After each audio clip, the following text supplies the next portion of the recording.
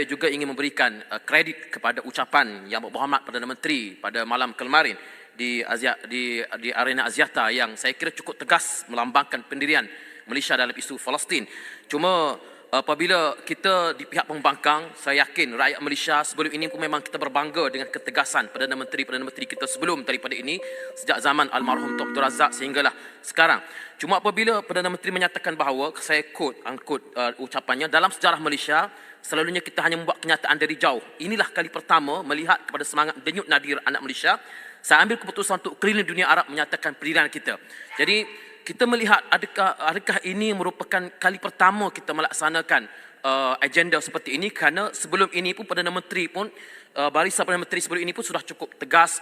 Yang Berhormat Perdana Menteri daripada parti Berhormat Menteri sendiri Datuk Seri Najib pernah sampai ke Gaza dan juga usaha-usaha Perdana Menteri sebelum itu. Jadi apakah beza usaha pada hari ini dengan usaha sebelum daripada ini? Dan apabila kita dengar Perdana Menteri menyatakan bahawa beliau menerima ugutan, ancaman, tekanan dan sebagainya, saya fikir Menteri kena dedahkan negara mana yang berani menekan, mengugut Perdana Menteri kita sayang ini. Sebab kita tak sanggup untuk melihat Perdana Menteri kita tekan dari ugut seperti ini. Kalau mereka berani menekan Perdana Menteri kita, Malaysia harus menghantar nota bantahan kepada kedutaan negara mereka yang ada di negara ini. Terima kasih Menteri. Sudah Menteri.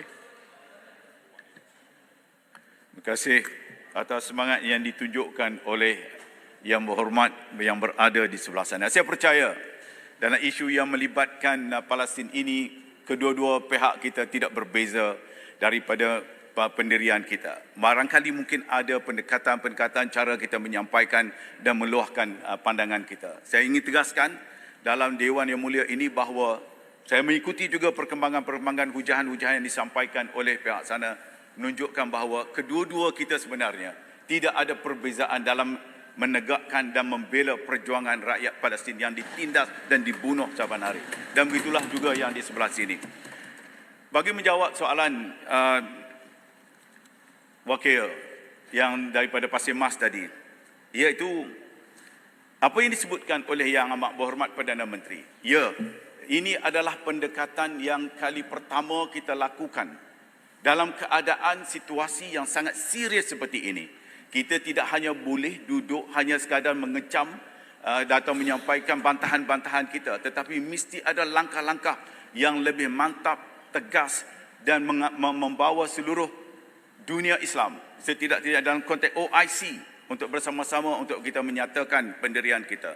Lantaran itu, dalam mesyuarat GCC ASEAN yang lalu, Yang Amat Berhormat mengambil kesempatan itu bersama-sama dengan pemimpin-pemimpin ASEAN dan juga pemimpin daripada GCC untuk berinteraksi dengan mereka, menyampaikan pendirian Malaysia. Dan dalam pada itu pula, ketika mana beliau berada di sana, beliau mengambil kesempatan itu untuk berada daripada satu tempat ke satu tempat. Daripada Riyadh, beliau pergi ke Turki, daripada Turki pergi ke Kairo, kerana itu adalah antara beberapa negara yang sangat penting peranannya dalam menentukan perjuangan kita selanjutnya. Perpaduan dan suara bersama daripada negara-negara berkenaan sangat-sangat penting dan Malaysia berada dalam kelompok itu sekali. Dalam pertemuan-pertemuan yang saya hadiri bersama dengan MBS, dengan Presiden Erdogan, dengan Presiden Al-Sisi, saya menyaksikan bagaimana harapan daripada pemimpin-pemimpin ini melihat Malaysia yang dapat memainkan peranan yang sangat penting dalam istilah yang digunakan, connecting the dot. Inilah yang kita lakukan. Meskipun saya tidak nafikan apa yang dilakukan oleh pemimpin-pemimpin kita sebelum ini.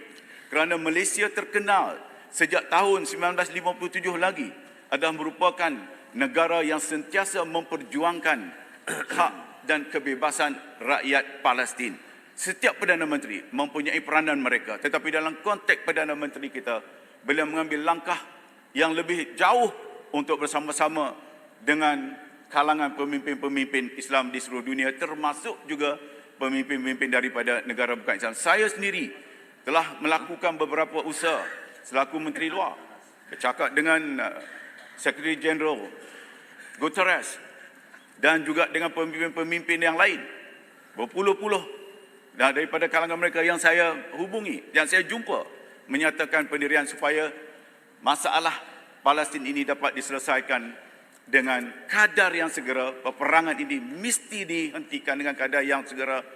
Humanitarian aid perlu dilakukan dengan kadar yang segera.